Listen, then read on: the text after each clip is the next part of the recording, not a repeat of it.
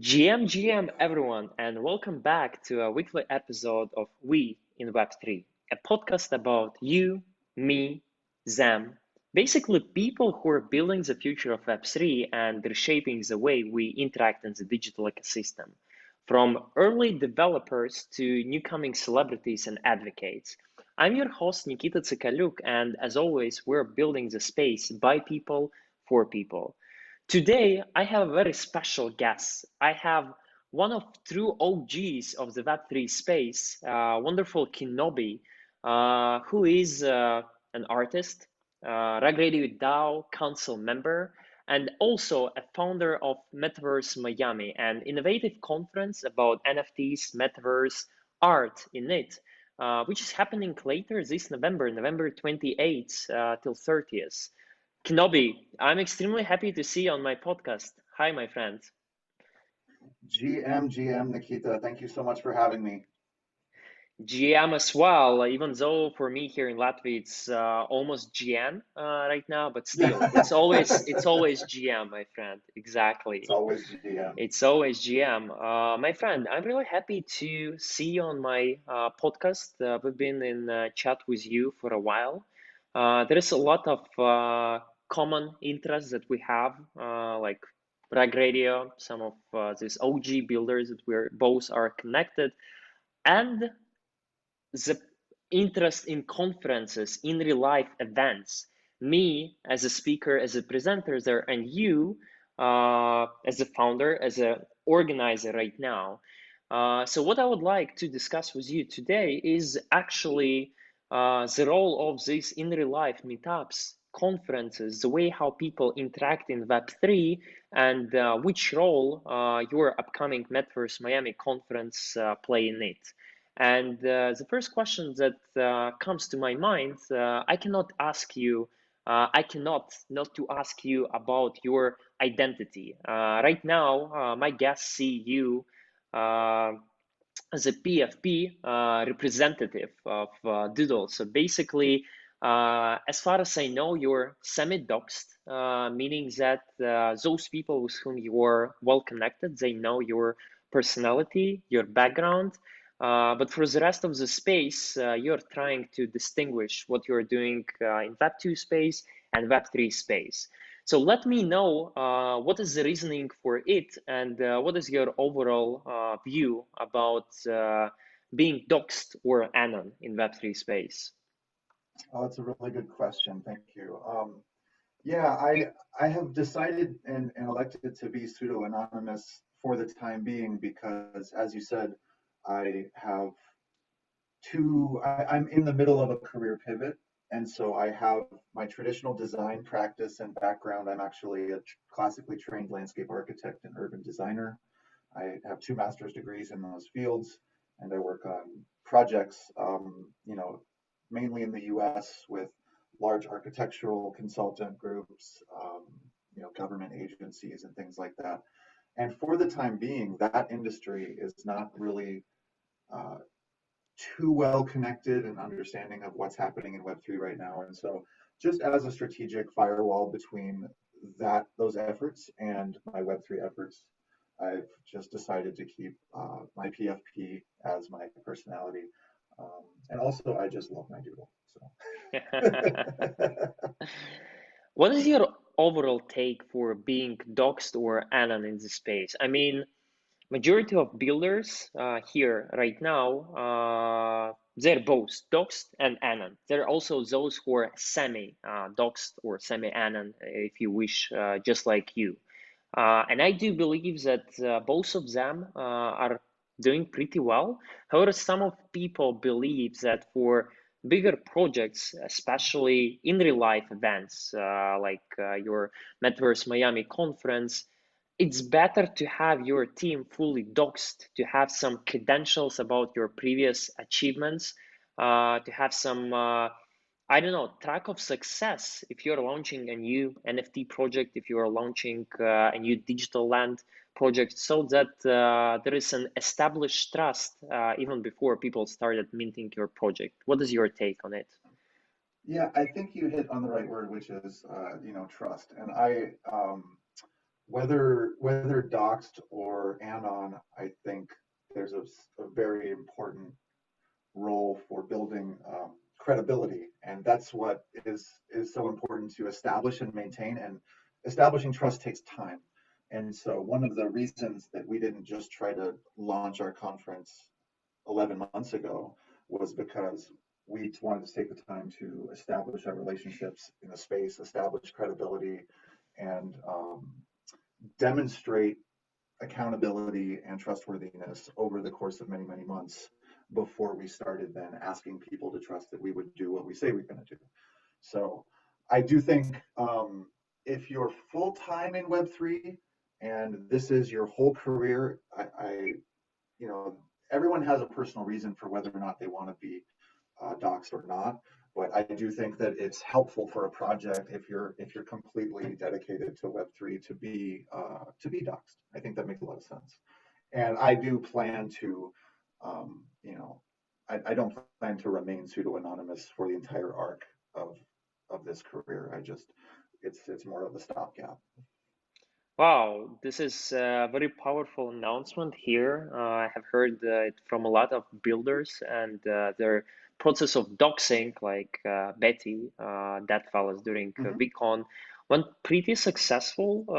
That's also one of the topics we're discussing with our common friend Mac when I met her a couple of months back in Paris. Like, you need to feel yourself comfortable in this space.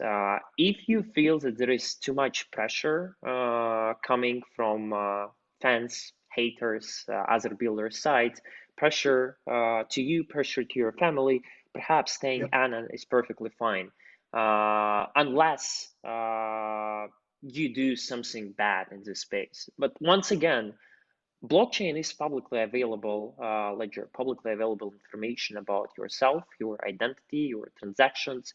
You making some troubles there, it's gonna cost you a lot going long term. So regardless of you being Anon or Doxed, it still ensures that you need to be trustworthy to yourself, to your community. So me personally, I don't have any problems with people being Anon as long as they feel safe, they feel comfortable. But once again, you saying that you are planning to dox yourself later on in this journey, it gives you so much different opportunities, starting from presenting on stage with your Web3 name, continuing with actually bringing more brands to from Web2 to Web3 because Yes. they know what is your success story, and finishing with just having this one identity. So that's Yeah. And something really interesting. I agree, and I also think that there are a lot of powerful things about being Anon that allow relationships to be based completely on merit versus our natural human preconceived notions and biases that then we bring, right? When we hopped on the call before this recording, you said, "Oh wow, I thought you were way younger," right? And so that's an example of we have these assumptions behind a PFP, what a person may or may not be, but it strips away a couple layers of um, either intentional or unintentional bias that we all carry as humans based on our culture and our upbringing that really allows builders and ideas to rise to the top. And I think that's something that's really powerful about being pseudo Anon, because I firmly believe that the best ideas should win and the most authentic and empathetic operators should be ones that resonates with people. So Exactly. And one thing that you mentioned is trust. I do believe that me, knowing your personality, and not showing it to others, not telling the other people who you actually are, that is also the way how I show you you show me your trust,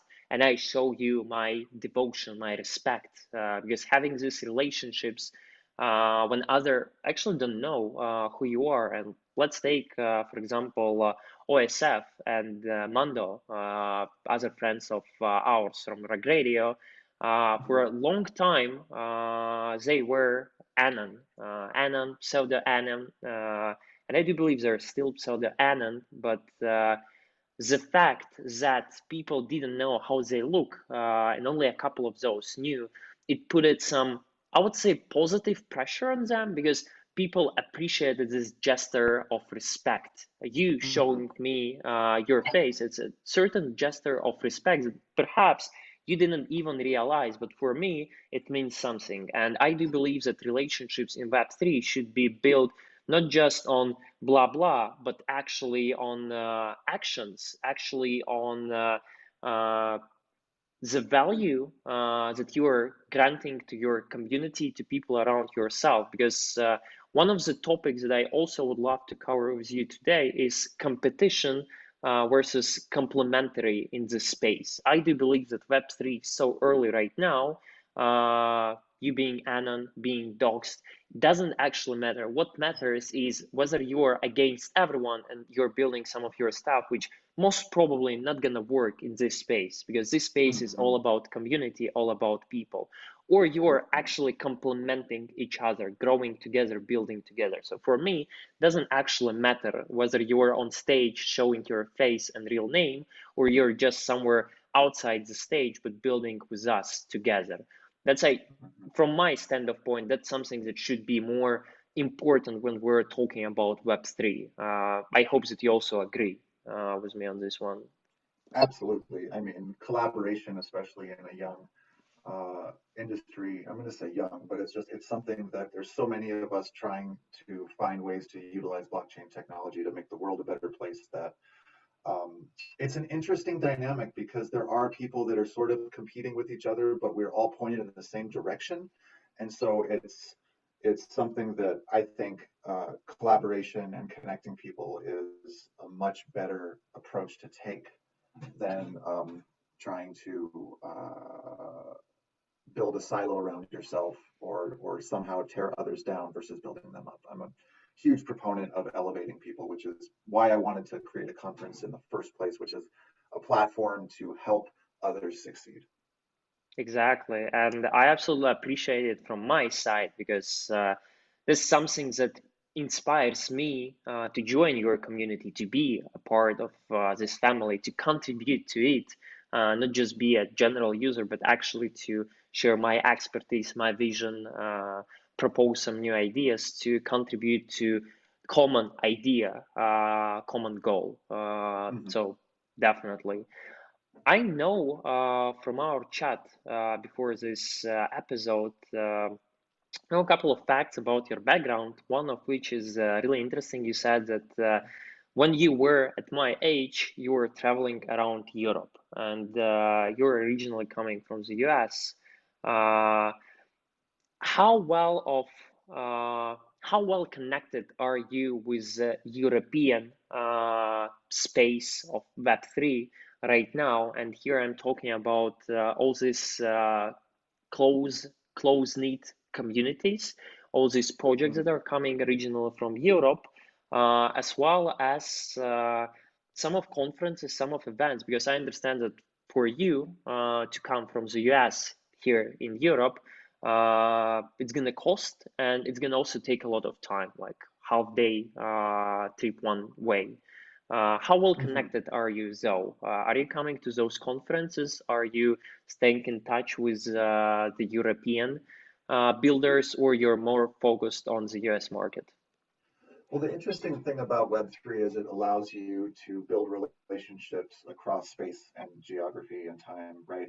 And so I I wouldn't say that I focus my relationship building on people in North America necessarily, uh, but at the same time, attending the events that are European centric, like at least I haven't been to any Web3 events yet in Europe, though that's a big goal of mine moving forward. I would love to come to Lisbon and I've got extended family that lives in London and my sister lives in Germany. So I've got like some both like family and friendship connections to people in the space in Europe. I mean, you mentioned OSF and Mando, who are based in Europe, and I've got a number of other friends in the space that spend a lot of time in Europe. And Uh, but I wouldn't claim to be really well connected and coming to all the events over there either. I'm glad the events are happening, and we have plans, longer term plans to participate in the European market with what we're building. But for right now, we're cheering it on from where we are. Sounds amazing to me. Take a look, for example, at NFT NYC. They were pretty successful in New York, in the US market. People were coming from all around the world, and right now, for the first time in history, they are having NFT London, an event early in November. Uh, Two-day conference. I'm presenting there. I know that a lot of US OGs are coming to present there as well, and just to hang out, just to have some fun. So that's definitely the way to do it. And there's a lot of events here in Europe. I'll be more than happy to invite you. You mentioned Lisbon, so shout out to my friends from Non-Fungible Conference, which is perhaps one of the best crypto art destinations to be, Lisbon. Mm-hmm. You mentioned London. Once again, NFT London. I just came a couple of weeks ago from Zibo Live, another amazing event. So there is definitely one thing or a few things for you to do here in Oh yeah. Europe. So more than happy to have you here as a builder and have you here as a organizer of Metaverse Miami. Perhaps one day it will be Metaverse Lisbon. Who knows? Yeah. Yeah. Looking forward to that. Looking forward to hanging out with you at some point in the future for sure. Love it. Absolutely. Uh, let's then discuss, since we're already started touching upon the topic of Miami, of conferences, before we jump to your Metaverse Miami conference. What has been your experience around Web3 conferences in the US or around the world, apart from Europe, till that time? Have you been a long-term explorer, going to all these events, taking down some notes, learning from some of the best builders, or you've been just enjoying the atmosphere, hanging out? And then decided to build your own conference. The reason I'm asking this question is because I know that you've been building Metaverse Miami for basically from the beginning of this year, for almost a year Mm-hmm. now. I know that you have a huge team. I know that you have a huge determination to define it as one of top events there in Miami, there in the US. And you have everything that is needed. You have wonderful speakers about whom we're going to talk later today. Have a perfect location. I do believe Miami is the next Silicon Valley for Web3 for sure, and the perfect timing. End of the year, it's just 1 week before NFT Art Basel in Miami, which is Mm-hmm. basically a perfect spot for you. So let me know, where did you get this inspiration to start the event? Was it actually from coming to all these events, or some different kind of stories that you had? Well, it's a good question, and it started a number of different ways. So yes, we were attending events, and so we started attending events in last year as a team, individually and together. We went to Art Basel last year. We went to a few events that happened around Art Basel week.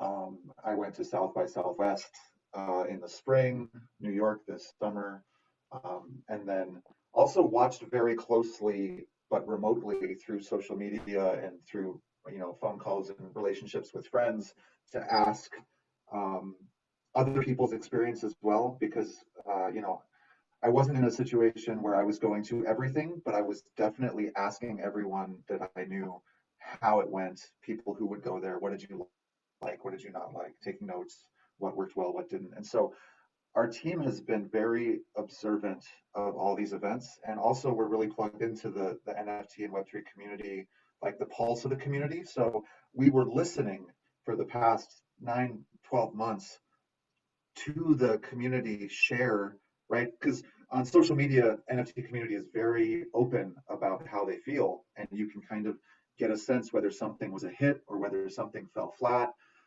what frustrations were, what could be done better. And so we've been very careful observers of that.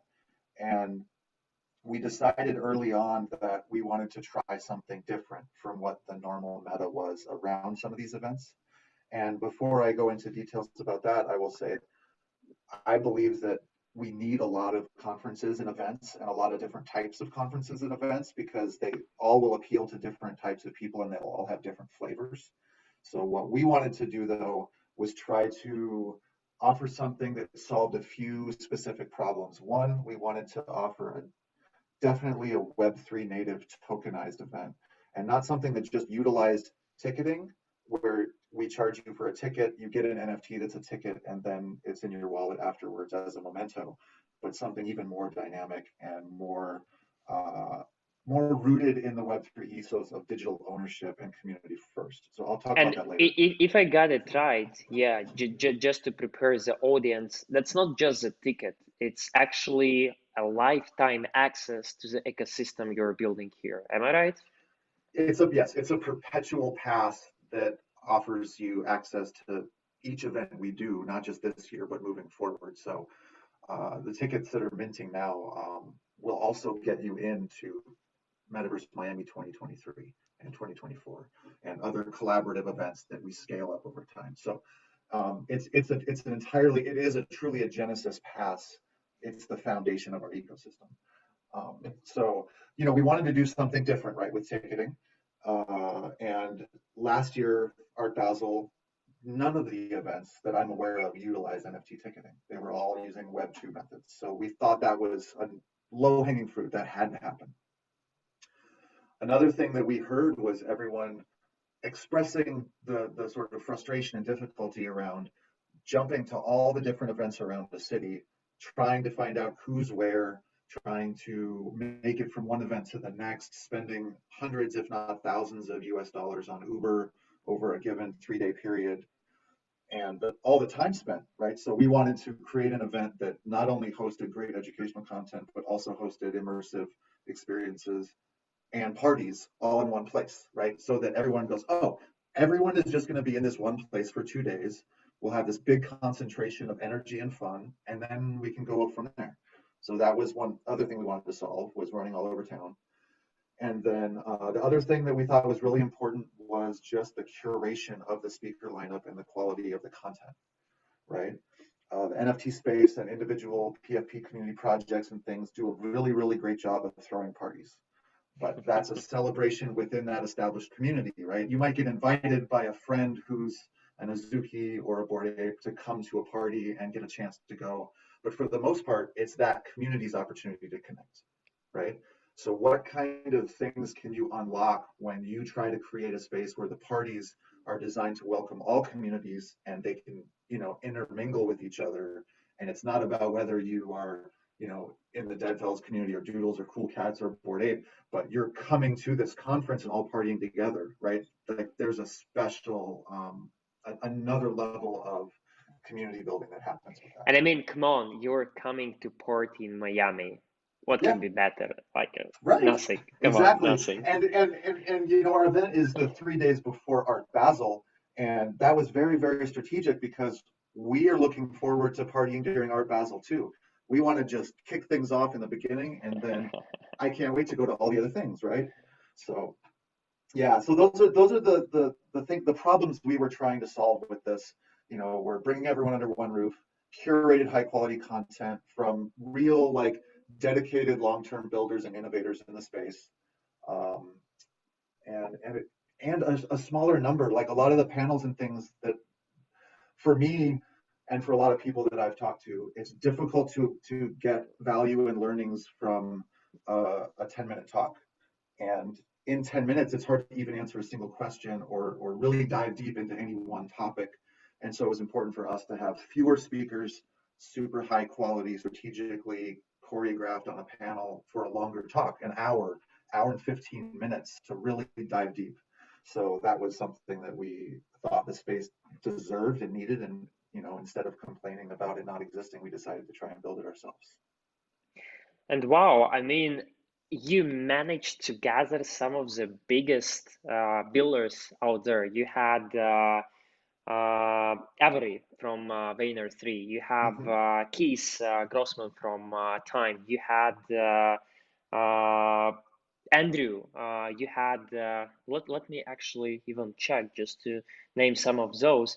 You had Deganterland. You had Farokh, the man himself. You had the whole Nifty Portal squad. And I can go on and on, but all those people are well known. All those people are already there.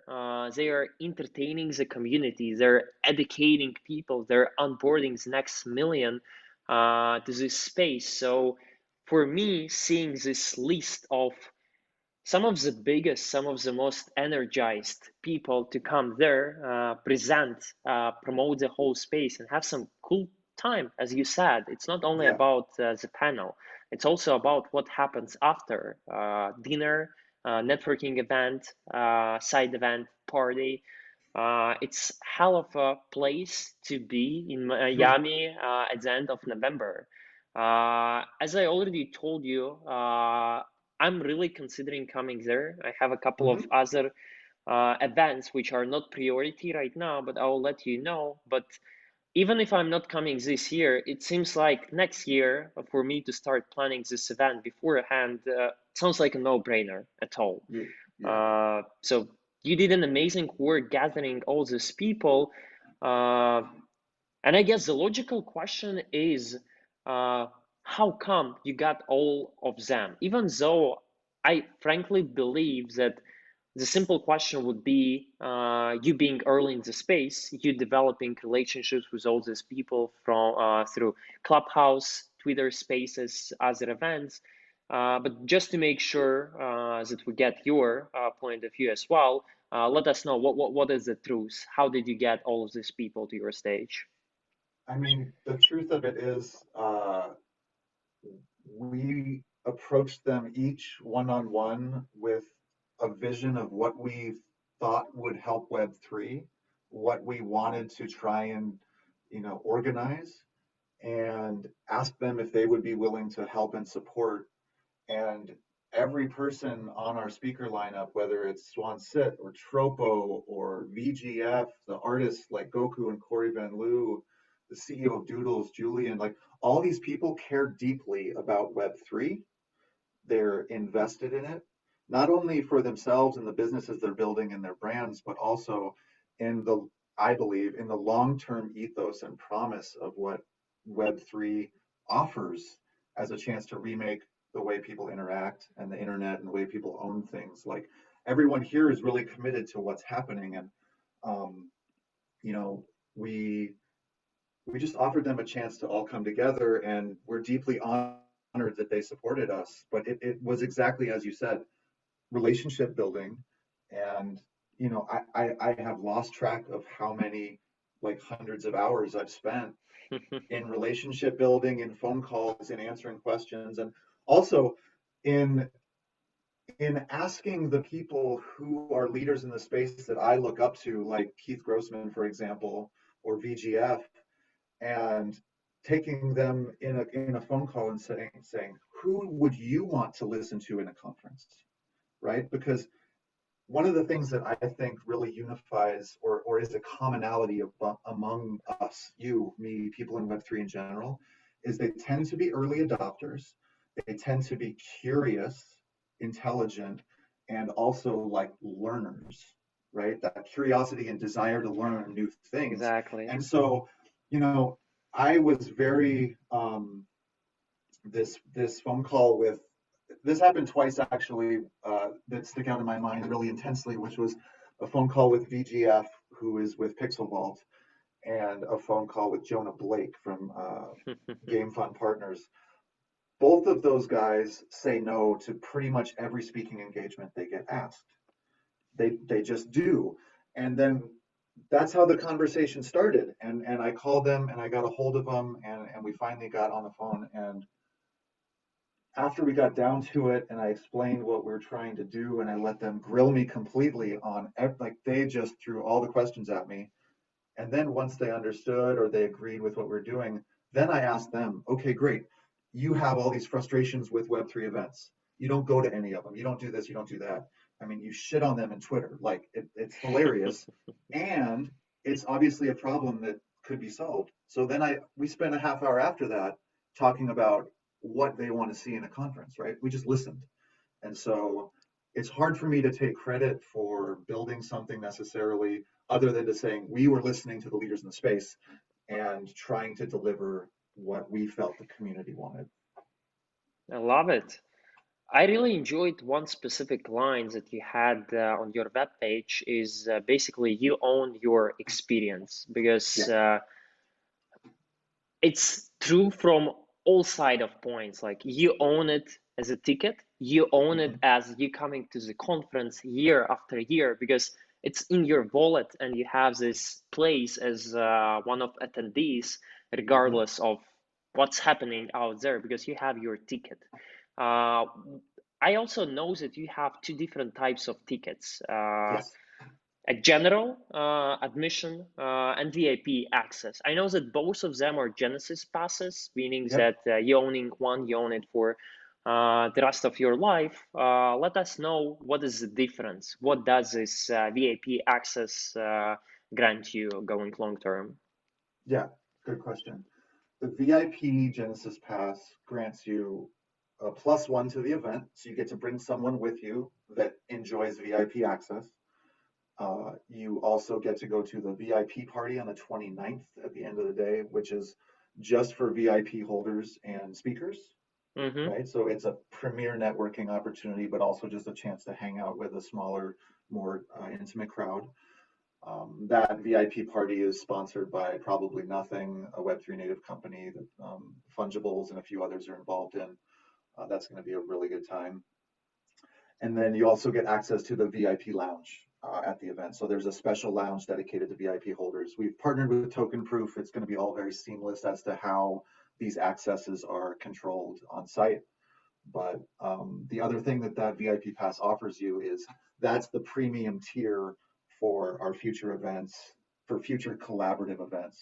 So if we have, say, a collab, hypothetically, I'm not saying that this has already started planning or not, but let's say second quarter next year, there's an event, but it's much more intimate and it is only for 500 people, right? The VIP holders will have a more likely chance, or they'll get first opportunity to attend versus Genesis GA holders, right? So it's just a premium tier. And the other thing that's really interesting about that is we're not charging more for that ticket.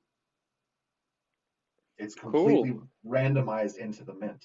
So when you're minting It's passes, 1 to 6, as far as I remember, are your odds of getting this ticket. yeah. So there are 3,000 standard passes and 600 Genesis VIP passes. And once all those passes are minted out, whether it happens before this year's event or whether it happens later, those will be the only tickets available. So Cool, yeah, cool. And I see that the supply is also limited, meaning yeah. that once minted out, that's basically the supply, that's basically the amount of people who can come to your event. And with that, I have a very specific question. I know that your event is happening in one of resorts Hmm. there in Miami. If all tickets are minted, and Hmm. that's hell of a number of people, do you have the capacity for all of these Yeah. people, or you actually have? We Sounds we good. we do. We actually do, and the truth of, and we know this through prior experience, several decades of event planning experience, which I haven't talked about, but one of my co-founders, Render.eth, he worked with Avian Live Nation, putting on huge festivals for over 20 years. So he understands really intimately, and I've also done event planning. When you sell all your tickets, not everyone shows up all at once, all at the same time, right? There are overlaps, and so we have the ability to accommodate everyone upon sellout in the way that a normal event would be run. So, like for example, our VIP party can hold 2,000 people. that's more people than we That's a lot. expect. That's a But lot. yeah, and our welcome party as well on the 28th. The space where we're holding the welcome party has a capacity of 2,000 people. So um, it will be a full house. It will be fun, and we expect quite a few people to be there. It seems like you are fully prepared in sense of the place itself, speakers, content. Mhm. What comes next for Metaverse Miami after this year, taking into account that it comes as a big success, people are satisfied with the results. Mhm. Do you start the planning work right after that? Is it still Miami for next year?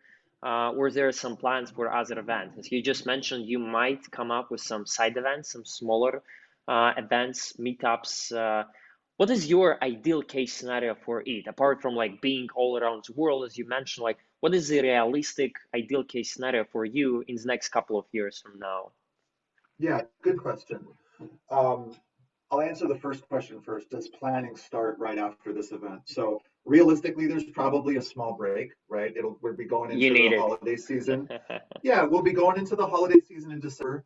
I think we'll take a few weeks, but I will say that we plan to do a debrief immediately after the event as a team, and all go through what went well, what could be better, and lock in that while it's fresh, and then probably take a few weeks to just rest, spend more time with family and stuff, and then start planning the next event. And one of the things we're really excited about is it's a relational business model, and we've taken all this time to establish relationships, not only with our amazing lineup of speakers and innovators, but also with our brand partners, our media partners like the Miami Herald, and support from Univision, RugRadio, of course, as you mentioned before, which I'm on the DAO council of. Like, these relationships are, this is not a one-time thing. These are long-term relationships we're building. And so we then pick up and build on the success of this to have our flagship event in Miami again next year, and then start planning on some collaborative events through, like, sprinkled throughout 2023, which is what we have in the works right now. Is something that's probably around Q2 next year, is being planned, smaller in scale, but ideally. And in Web3, it's always hard to look years in advance, right? The space moves really, really fast. But what we would like to do is have a nice rhythm of, I would say, three, at least three events per year, because something we're very mindful of is we don't want people to just buy the NFT, attend, and then sell it afterwards and have this big, like, boom bust, boom bust. While that would be great for us for secondary sales, our goal is not to extract as much money as possible from the community. We actually would prefer established supporters who hold and who either attend or rent their ticket to someone else if they can't attend, right? Because as you mentioned, our passes, they're not only perpetual, they're also peer-to-peer rentable. And our rental market, our rental pool will launch before our event this year. But if you can't attend this year, let's say, Nikita, if you can't attend, you can still mint and then rent it to someone else this year, but still own that Genesis pass, right? Mm-hmm. So, that's something that we're really mindful of. And so we would like to scale this up, not too fast, but very intentionally, and then build upon success. And the most important part of what we're building is the quality, and sort of the just the vibes and the feelings and the ethos that we're building. We don't want to just spin it up and have a million events all over the place where the core of what makes us different falls apart, right? It's very similar to the TEDx model, where you have TED Yeah. conferences, right? And then you allow other communities to utilize sort of the formula, the way that you do things, and with collaborative brand oversight. Like, that's the aspiration, I would say. But the realistic goal is to just continue to do really great events for the next year or two and build upon the success of this fall. And I kind of can feel this sense of you focusing on quality instead of Mhm. quantity or any Yeah. other terms, just based on your vision. You're here for the long term. And one of the elements that allow me to better understand it is this rentable feature. So let's talk a bit more about it. How is it going to work, and what should I know before renting my NFT to someone else for this couple of days of the conference? Yeah, so the way we're currently envisioning it is that you will retain ownership of your Genesis Pass. You will uh, it will essentially get locked so that it won't be able to be, if you choose to rent it, what the current plan is that it will spin off a separate token that will be a one-time use token, and then your pass will be locked. So let's say you own pass number one. Pass number one can no longer be scanned at the door, but the one-time use Metaverse Miami 2022 token will spin up and be listed to be purchased by someone else. And then that person will buy that. They can scan it in to attend the event. And then after this event, your Genesis Pass unlocks again, and it's good for the next event. Mm-hmm. You will get to, it's a free market price. You will get to determine the price that you want to rent your pass for. So the community, this is also a really great feedback loop. The community is going to decide what our one-time attendee passes are worth. Mm-hmm. Right now, a lot of the conferences in the space, they charge anywhere from, on the low end, 300 something dollars to the high, like to 875 or $1,000 to attend an event once. And right now you can mint our Genesis Pass for around, 0.3 ETH is I think 300 and something dollars right now, and that's perpetual. So That's it feels true. like the value proposition is pretty good. Is it fully built by Token Proof as well? What do you mean by fully built? You said that once you lock your own NFT, a token is granted to the person who rented it out. Is it a token granted from Token Proof, or you're using Oh some no, other? we're building our own marketplace that will be, on our website, where you will have your own marketplace interaction. It'll be a token, so you'll be able to buy it on OpenSea, like the one-time use. Okay. But we're gonna create the marketplace and interaction on our own platform as well. Mm-hmm. Mm-hmm. Mm-hmm. Yep. Sounds really fair to me. What I would like to do now is to actually take one step back Yep. and look at the general picture of conferences happening in real life. Uh, Everyone has his or her own driver to attend those conferences. For some people, it's more of an educational aspect, perhaps for newcomers to this space. For other people, it's to shield their project, to get some partnership fundraising. For others, it's to connect with people, build those relationships, enjoy yourself, like for me, for example. What is your motivation of attending those conferences on one side and now also building this Metaverse Miami first edition? What is your motivation in this conference? Yeah. So, well, you asked me two questions there. You asked, why do I go to events, right? So Yes, I'll answer that I'm first. asking you Yeah. specifically as Kenobi, why are you Yeah. going to events, and why would you go to Miami event apart I from the see. fact that you're organizer and founder? Understood. Okay. So initially, I went to the events to just get a sense of the landscape Mm-hmm. because from my professional background, I understand conferences and events to be a good way to be introduced to a lot of information in a concentrated way, right? You can meet a lot of people really quickly and establish in-person relationships. So the first few events, I just went to survey the scene, get a better sense of what all the different sides of Web3 are outside of social media, right? Just exploring Web3 through the lens of Twitter, for example, it's a very potent lens. You can meet a lot of people, people are very accessible, but it is a single lens. And so conferences are a way to broaden your understanding of the space. So that's one of the reasons initially I went to Art Basel last year. I went to South by in the spring, and just get a sense of what are these community parties like? What are the actual conferences like and things like that.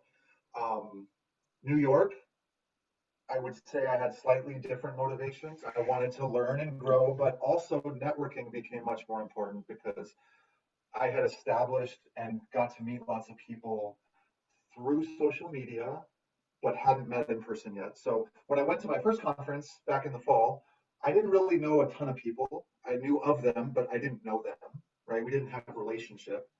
And so I wasn't trying to meet up with a friend and said, oh, I'm going to be there. Are you going to be there? Great. Let's have dinner. Like I didn't have that yet. I was just kind of wandering around learning. New York, I had so many people that I had, interacted with, been on Twitter Spaces and DMs. Now I got a chance to go hang out with them and eat tacos in Times Square, right? So that was a great motivator, which is taking a relationship from strictly digital to a deepening of digital and in person. Um, and what am I looking forward to in Miami this fall? I mean, oh goodness, I think it becomes more of the same, which is deepening relationships, getting in real life experiences with people. I mean, my undergraduate background is in cultural anthropology, so like I'm really interested in the way societies form and the way people, the way cultures form. And these shared in-person experiences are what create deep relationships that are resilient. And so it's the Doodles just recently announced Doodle Putt, right? For example, there we don't know exactly what that is, but I can imagine 2 days of a big like wonderland put golf thing that they're going to build, and people are going to get together and have this wonderful shared experience that we'll talk about for 6 months. That is something I'm very much looking forward to, and just creating those moments that are part of your life story. Also, there's a biz dev side, right? So Of these course. relationships they go from not just having fun but also strategic conversations. Like in the 3 to 4 weeks before these events, people who are establishing or working to create business relationships are already creating plans for dinners and meetups and introductions, right? So that's all a really important part as well of what this is. And then also, lastly, partying. Like, I'm looking forward to cutting loose during Art Basel. I'm looking forward to going to some parties and also being exposed to some really cool art. Like, I just love the scene, the DJs that come to town, the Web3 native music scene, the artists that display their work. I mean, it is Art Basel, right? It's at the vanguard of modern art. So I'm really excited about that part too. I mean, in the Web3 space, you're definitely on the mission all the time, whether it's building your connection base or building around your business. But at the same time, what I just heard from you, you're already at that stage when you can actually enjoy yourself. You can actually just have some fun, some cool experience to remember, not just for a month, but for years ahead. Uh, and one of the way how you can feel this perhaps new innovative experience is through NFT ticketing system. Mm-hmm. So let me know, in your own opinion, what the future of NFT ticketing is? Oh boy, that's a big question. In my opinion, the future of NFT ticketing, I think we will see a lot of development, and there will be a broad spectrum, right? So we already know Ticketmaster has Web3 consultants, and they've already dropped an NFT as like a test at the Super Bowl and things like that. I think there will be essentially mementos, collectibles associated with events from big brands. They will want to create a value add where you have something memorable. I don't know as a collectible like what the future value of those will be, but it will be an integration of the technology into people's everyday lives. I think on the more innovative side, those collectibles and those collections will offer future value through utilizing the tech and rewarding the communities, right? So one of the way we're trying to do it, of course, is to actually create effectively membership to our business, right? Instead of selling a ticket, we're really creating a community of 3,600 token holders that own access to our event. That's why we have it on the website. I mean, you noted that phrase, you own your experience. We have effectively turned over our ticketing to the community, right? And the ownership, our success, our holders will be alongside us as we succeed, or as we stumble. The holders are along for the ride with us because they own our tickets. We're not going to sell more tickets. We're not going to dilute that collection. So I think ways to create dynamic NFTs, rentable, perpetual, like these are ways that you can really change the relationship between attendees of events, whether it's music festivals or even something as simple as movies, right? Like there's so many different ways that ticketing can impact commerce through NFTs. So I think we're going to see a lot. I think we're also going to see things that people haven't even really thought of. It's like very low hanging fruit and an obvious thing to have a digital ticket that you can scan through a mobile device and streamline the process of getting into an event. Like that is a very straightforward solution. But what happens when you're what happens when you go to Lollapalooza, for example, and I don't have an affiliation with Lollapalooza, we've met that team, but like you go to a music festival and you go 10 years in a row and you have the 10 tickets in your wallet, and then all of a sudden something magical happens when you can do something with those 10 NFTs. Exchange, yeah, get some Correct. airdrop. Whether it's a burn mechanism or an airdrop or a reward, right? It allows these brands and businesses to not only understand who has gone to their event, but also it gives them a direct way to reward those people through lots of different ways, right? Better decision-making mechanism perhaps here. Yep. And I do believe that it's not only about conference ticketing. I Yeah. had a chance to be in Paris back in April during Paris Blockchain Week Summit, where at the top of Eiffel Tower happened the first ever auction for NFT ticket by Air Europe. It was sold for 1.1 million USDC by that time. And basically, it's a ticket, just an NFT ticket from Madrid to Miami, one way. But the fact that that is the first ever a historical piece of ticketing or already in airline environment, that's huge. And I do believe that it's just a matter of time before you see NFT tickets in your favorite cinemas, in your favorite circus, museums, etc. It's not only about conferences, but like the general space of ticketing. So I absolutely appreciate you sharing your vision there, and I do believe that soon enough we're gonna see more exposure about it. And you're doing an amazing work of bringing people, educating them through the Metaverse Miami already now. Not just an NFT ticket for the sake of collecting, but actually an NFT ticket with a bunch of real life utilities that you can feel, that you can be at. This is just wonderful. Apart from, yeah. Go ahead. Sorry. Yeah, apart from you being such a big advocate of conferences, NFT ticketing, as it turned out right now, you're also an advocate for full decentralization, at least in media. And here I'm talking about RugRadio. You're a member of DAO Council. I remember very well the time of voting for DAO Council members. Majority of those who I voted for, and I'm 100% sure that I voted for you as well, because you were extremely active in spaces by that time. Majority of people went to the final form of council. Some people didn't go there, but we're not in a rush. The DAO Council has been formed at the beginning of this year.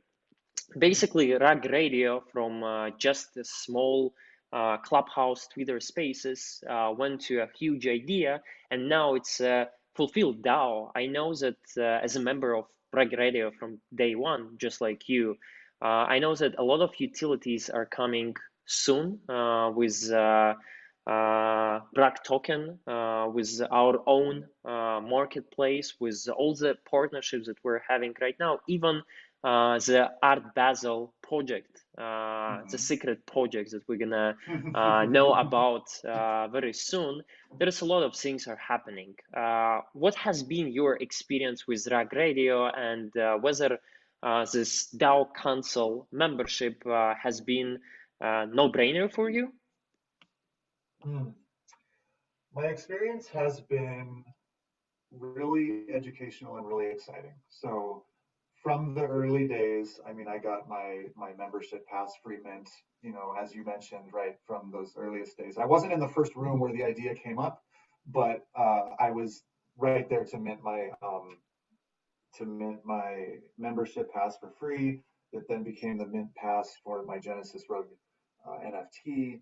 And I think my experience has been really it's been so educational and so wonderful. Like I was honored. I was actually shocked and surprised to be voted on for the DAO Council. I put my hat in the ring, so to speak. I put my name forward because I wanted to support the vision, because I think the idea of decentralized media where content creators and content consumers can benefit and own and be rewarded for their time and energy, right? That's a change from Web 2 to Web 3, where it's you actually own content.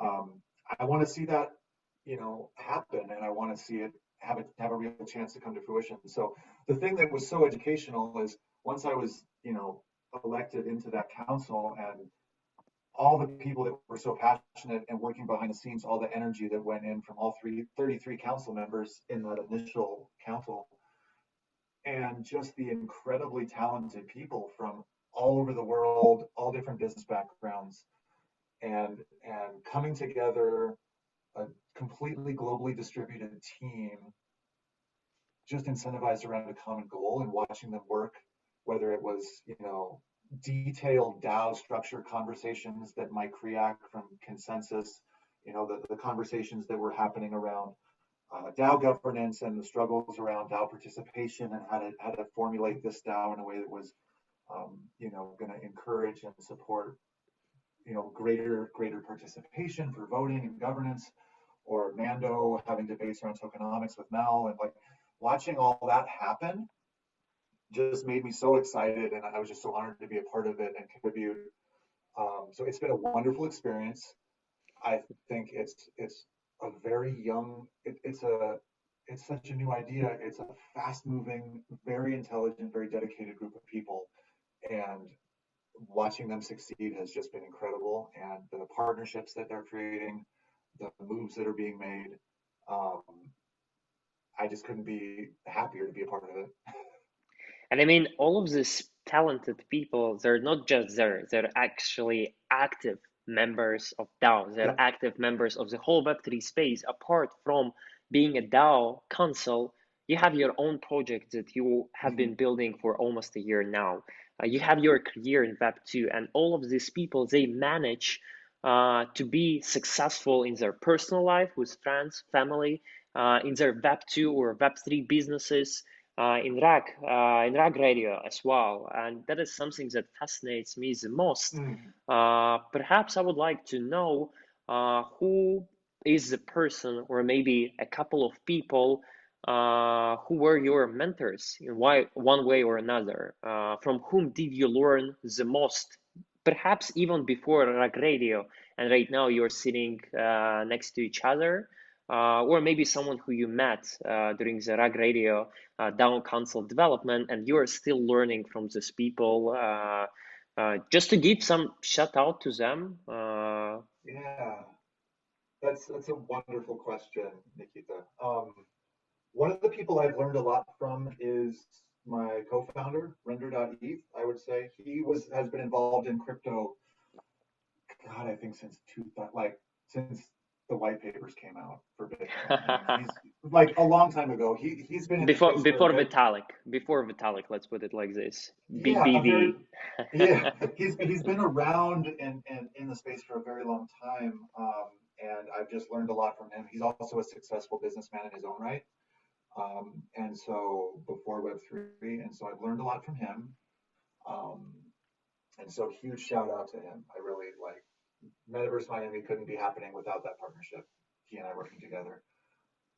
Um, Other people that have been mentors to me, it's a really good question. I would say I've learned a lot from both direct like conversations and suggestions, and also just observations from people like Farokh, um, and Basically, Matt and OSF. I was just about to ask you what is the influence of Farokh being active in the space, being well connected with people on you, and you're just answering it. So wonderful. Yeah, yeah, it's been really cool to watch. I mean, the guy works so hard. He really does. And I know that like Twitter, everyone on Twitter has an opinion. And he's also he's really dedicated to what's going on, and he's very, very active in meetings and with the operations and lending his experience in social media, like just a deep understanding of the way um, Web2 platforms operate, because prior to Web3, I never had an interest in social media for the sake of social media. I utilized Instagram to share design things that I found, or my photography, for example, but that was mostly among friends. I was never somebody who was trying to build a social media audience. And then being in business in Web3 in the way that I am has required that. And so I've learned a lot from people who, the details of how the algorithm works, the details of, how to, the sort of hacks of how to get content in front of people and build relationships, and the way the space works has been really, really educational to me. Um, yeah, so I've learned a ton from the social media. I hate the word influencers, but like people who are native to social media with large followings. I've learned a ton. I'm trying to think. I mean, I will shout out Keith Grossman. He is a very kind, generous person who has deep experience in his own right, and is also he's a good champion of the space and a wonderful supporter. Um, and so I really appreciate his help with what we're doing. Um, but yeah, there's so many. Every relationship in this space I've learned from. Like I have learned from every single one of our speakers in some way, shape, or form through conversation. I mean, you cannot just physically remember all of those, even though you're thankful to all of them. And we're going to leave it like this, just to make sure that everyone gives a shout out. We Yeah. mentioned today people like Farokh, Mando, OSF, some biggest builders, some biggest supporters, visionaries of RugRadio. I'm still waiting for all of them to come to my show later this year. And one of the and one of the most fascinating thing about those people being there is actually witnessing their journey. As you said, Mhm. as an example of Farokh, him starting with Clubhouse, being more active, because he's originally also coming from Instagram, like being an Mhm. influencer there, having big agencies there, coming to Twitter, now building his own decentralized social media with his own platform, his own vision. So I absolutely enjoy witnessing the growth of all of these people, because if you want to know who is a true OG, just give some time, witness those people, especially during this bear Mhm. slash build market, to see who is actually there for the long term. And there's a lot of things happening on a daily basis, because Web3 space is moving so fast, and your conference that we're discussing today is going to happen in a matter of like Yeah. this. And after Yeah. this, you're already working on the next, and a lot of things are happening apart from it on the market. So I would Mhm. be really happy to have you on my show sometime later next year to actually reflect on what Mm. we have discussed today about NFT ticketing, what went good, and maybe what you need to change about the Metaverse Miami, and what is your overall sentiment about the space. And I would like also to ask you, what would be this one question that you would like to ask your future self coming back to Oh. we in Web3, let's say half in a year from now? What would be this one thing that you would be interested in asking yourself to make sure that you are satisfied, that you succeeded, or anything else? That's a really good question. And let's definitely, I mean, let's book it. Let's definitely reconvene in a quarter or two. Like, would love to do that. The question to ask my future self. Hmm, I'm thinking about it, so I know you can't see my Take face, your but I'm time. I thinking. mean, take your time. No worries at all.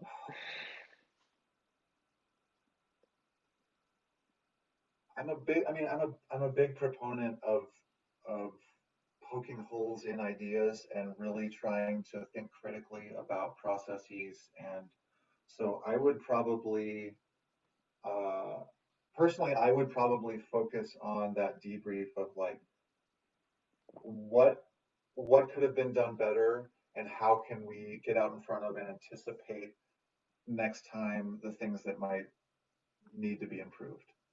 So I would probably focus on just asking myself like, hey, where did you fail?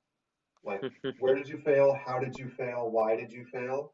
And how do we address it as soon as possible, or empower people on the team, or do whatever needs to happen to make sure that that improvement gets made and we can build forward. That's probably the question.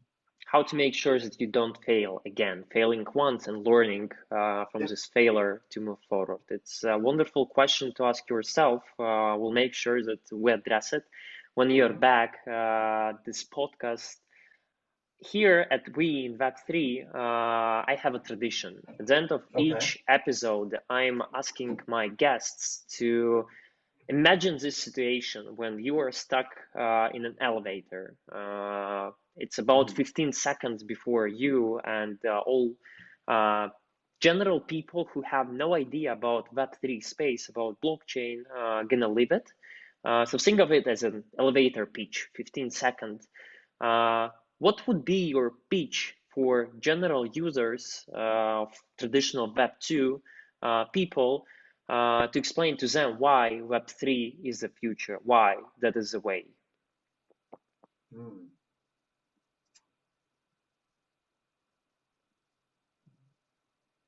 We use this term Web3, and what it really is referring to is the way decentralized ledgers and blockchains can, affect the way we own things. So what I would say to someone in an elevator like that is, yeah, like the Web3 is the future in the sense that blockchain technology allows us to own digital assets and to remove middlemen from transactions that currently have become overcomplicated. So in its simplest form, you can own things that you previously couldn't own before in a digital way.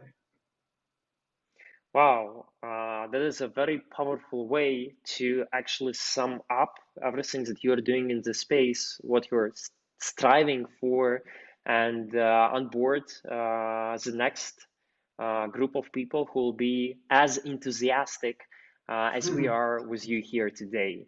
Kenobi, my friend, I absolutely enjoyed having you at my show. It's been a hell of an episode from the energy standpoint that I'm getting from you and this educational content that we discussed with you. Because at the end of the day, it's all about educating people, explaining to them why Web3 is a way and how to get started there.